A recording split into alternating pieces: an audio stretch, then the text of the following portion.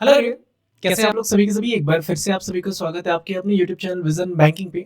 As you all know SBI clerk prelims day 1 के चारों shifts के पेपर कंप्लीट हो चुके हैं। मैंने आपके साथ एक प्रॉपर एनालिसिस वाली वीडियो भी शेयर करी थी कि कौन सा शिफ्ट में कौन सा सेक्शन ज्यादा डिफिकल्ट रहा, कौन सा डुएबल था, कौन सा इजी शिफ्ट में था। ये सारी चीजें आप आपके साथ ऑलरेडी डिस्कस कर चुके हैं इसी चैनल पे। अगर आपने वीडियो नहीं देखी तो एक बार जाकर जरूर देख लेना। एंड वहां पे बहुत सारे ऐसे कमेंट्स आ रहे थे कि भैया मेरे इस शिफ्ट में सो एंड सो अटेम्प्ट है, तो क्या मैं मेंस के लिए एलिजिबल हूँ? या फिर जिनका 27, 28 और 1 मार्च को पेपर हो रहा होगा, उनके मन में ये डाउट है कि भैया शिफ्ट 1 इस शिफ्ट में इतने नंबर क्वेश्चन अटेम्प्ट कर रहे हैं, तो हमारे लिए एक सेफ अटेम्प्ट कितना होना चाहिए। तो इस सेशन में आपके साथ डिस्कस करेंगे। एसबीआई क्लर्क 2024 डे 1 को पूरा एनालाइज करेंगे कि शिफ्ट में नंबर ऑफ अटेम्प्ट्स कितने होने चाहिए, आपके अप्रोचेबल क्वेश्चंस कितने थे, और एग्जैक्ट अगर आपके इस रेंज में आपके स्कोर आ रहा है तो आप डेफिनेटली मेंस लिख करोगे। इन सारी चीजों पे सेशन में आपके साथ डिस्कस करेंगे। बट उससे पहले अगर आप चैनल पे न्यू हो तो चैनल को सब्सक्राइब करके बेल आइकन को प्रेस कर लें, सो दैट जितनी भी क्लासेस की नोटिफिकेशन होती है आप तक टाइम टू टाइम पहुंचाई जा सके। सेशन स्टार्ट करने से पहले सबसे पहले उन सभी स्टूडेंट से बात करना चाहूंगा जिनका 27 और 28 फरवरी को पेपर हो रहा होगा या फिर 1 मार्च को पेपर है। अभी आपके पास एक चीज है ताकि आप जितना मैक्सिमम प्रैक्टिस कर पाओ, जितने प्रीवियस ईयर क्वेश्चन को अटेम्प्ट कर पाओ, जितने आप अगर जो अप्रोचेबल जो क्वेश्चंस आए हुए उनको अटेम्प्ट कर पाओ, आपके लिए बेनिफिशियल होने वाले आपके एग्जामिनेशन में। तो आप सभी के लिए डिस्क्रिप्शन बॉक्स में और कमेंट सेक्शन में प्रैक्टिस मॉक टेस्ट का लिंक आपके साथ शेयर कर रहा हूँ।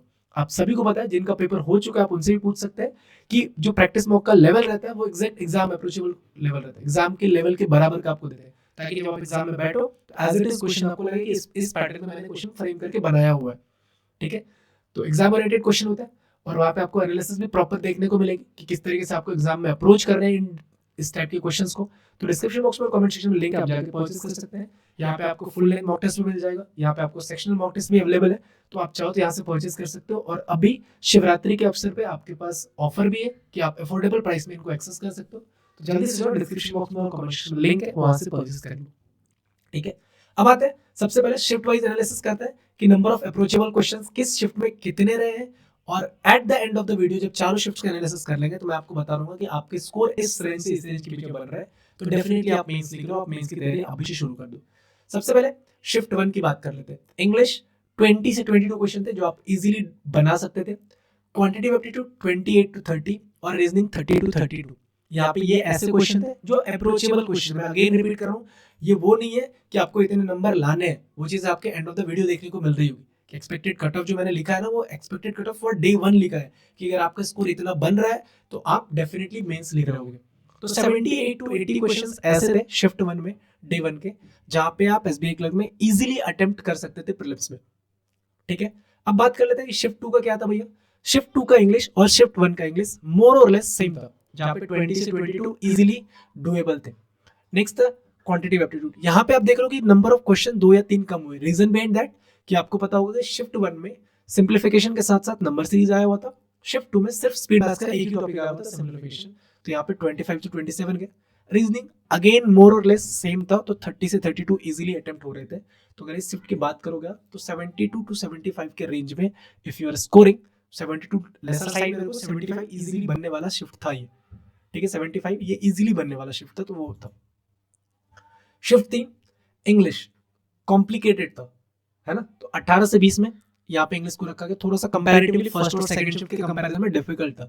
अब बच्चे बोलेंगे भैया मैंने 27 अटेम्प्ट किए, 28 अटेम्प्ट किए, मैं बोलूंगा 15 अटेम्प्ट करने वाले बच्चे हैं जिनकी इंग्लिश वीक है।